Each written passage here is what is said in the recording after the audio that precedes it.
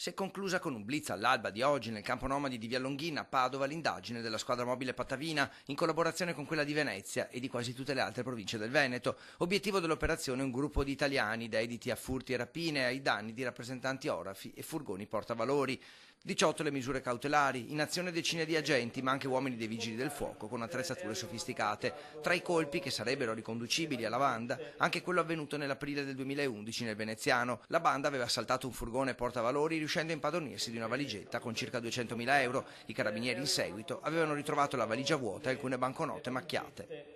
I soggetti dediti a reati contro il patrimonio, in particolare rapine, gioiellerie, rappresentanti orafi o comunque furti su autovetture, a commercianti cinesi, a tabaccherie e anche alcuni assalti a furgoni portavalori.